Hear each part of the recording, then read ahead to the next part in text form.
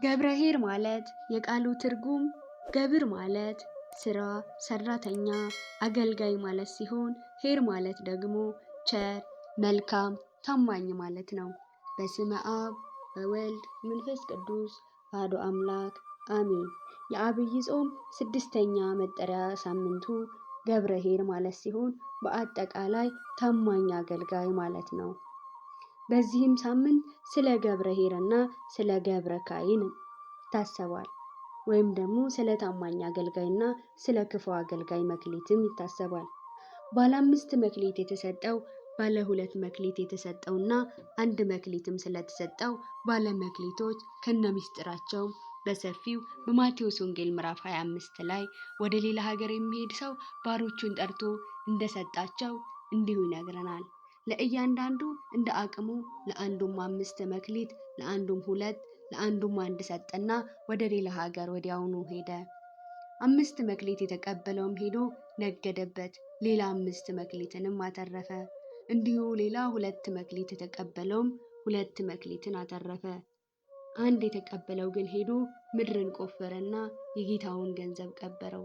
ከብዙ ዘመን በኋላም እነዚያ ባሪያዎች ጌታ መጣና ተቆጣጠራቸው።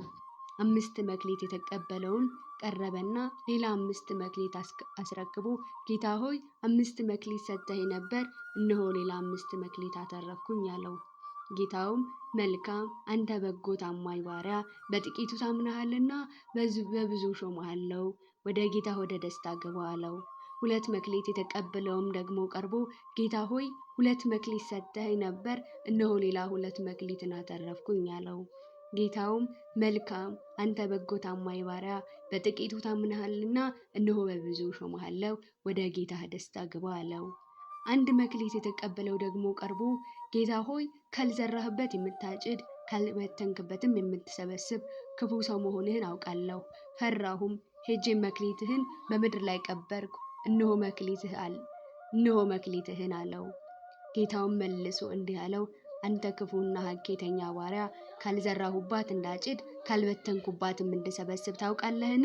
ስለዚህ ገንዘቤን ለለዋጮች አደራ ልትሰጠው በተገባህ ነበር። እኔም መጥቼ ያለኝን ከነትርፉ ጋር ወስድ ነበር። ስለዚህ መክሊቱን ውሰዱበት፣ 10 መክሊትም ላለው ስጡት፣ ላለው ሁሉ ይሰጠዋል ይበዛማለትማል። ከሌለው ግን ያው ያለውስ እንኳን ይወሰድበታል። የማይጠቅመውን ባሪያ በውጭ ወዳለው ጨለማ አውጡት፣ በዚያ ልቅሶና ጥርስ ማፋጨት ወዳለበት ውሰዱት ወይም ጣሉት አለ። በዚሁ በማቴዎስ ወንጌል ምዕራፍ 25 ቁጥር 14 እስከ 30 ድረስ ላይ። ውድ ክርስቲያኖች፣ የጨዋይቱን የሳራ የቅድስት ኦርቶዶክስ ተዋሕዶ ልጆች መክሊታችንን እንወቅ፣ በተሰጠን ጸጋም ቤተክርስቲያንን እናገልግል። ሁላችንም የየድርሻችንን እንወጣ። መክሊታችንንም ቆፍሮ እንደቀበረው ክፉ አገልጋይ በውጪ እንዳንጣልም እንትጋ። እግዚአብሔር በደስታ የሚሰጠውን ይወዳልና በእያንዳንዱ በልቡ እንዳሰበ ይስጥ፣ በሐዘንም ወይም በግድ አይደለም ብሏል በሁለተኛ ቆሮንቶስ ምዕራፍ 9-7 ድረስ። ክፉ ሰው በከንፈሩ ኃጢአትን ይጠመዳል፣ ጻድቅ ግን ከመከራ ያመልጣል። የሰው ነፍስ ከአፉ ፍሬ መልካም ነገር ትጠግባለች፣ ሰውም እንደ እጁ ሥራ ዋጋ ይቀበላል። የሰነፍ መንገድ ግን በዓይኑ የቀናች ናት ይለናል። ጠቢብ ግን ምክርን ይሰማል፣ የሰነፍ ቁጣም ቶሎ ይወድቃል ይታወቃልም። ብልህ ሰው ግን ነውርን ይሰውራል፣ እውነተኛም ነገር የሚናገረውን ቅን ነገርም ያወራል። የሐሰት ምስክር ግን ተንኮልን ያወራል ይላል መጽሐፈ ምሳሌ ምዕራፍ 12።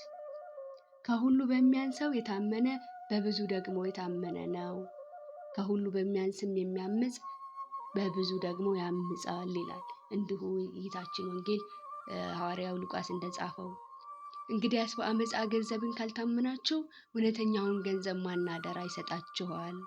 ጌታችን ያዘዘንን ሁሉ እናደርግ ዘንድ ሰዎችን ሁሉ እንውደድ፣ ከዘረኝነት አዙሪትም እንውጣ። ክርስትና ቃላት መደርደር ሳይሆን ተግባርና ስራ ነው። ልጄ ሆይ ሃይማኖትህ በስራ ይገለጥ እንዳለ ጠቢቡ ሰለሞን። በጠበበው ደጁ ግቡ፣ ወደ ጥፋትን በሚወስደው ደጅ ሰፊ መንገዱም ትልቅ ነውና ወደ እርሱም የሚገቡ ብዙዎች ናቸው። ወደ ሕይወት በሚወስደው ደጅ የጠበበ መንገዱም የቀጠነ ነውና የሚያገኙትም ጥቂቶቹ ናቸው ይላል። ስለ ኢትዮጵያ የምንጸልይ፣ ስለ ቤተ ክርስቲያናችን የምንጸልይ፣ ጾሙንም ጾመን ጸልየን ለብርሃነ ትንሣኤው በሰላም ያደርሰን። በመንፈስ ጀምረን በስጋም እንዳንጨርሰው የመድኃኒታችን የኢየሱስ ክርስቶስ ቸርነቱ፣ አባትነቱ፣ የድንግል ማርያም እናትነቷ፣ ምልጃዋ ይርዳን። አሜን። ወስብሐት ለእግዚአብሔር ወለወላዲቱ ድንግል ወለመስቀሉ ክቡር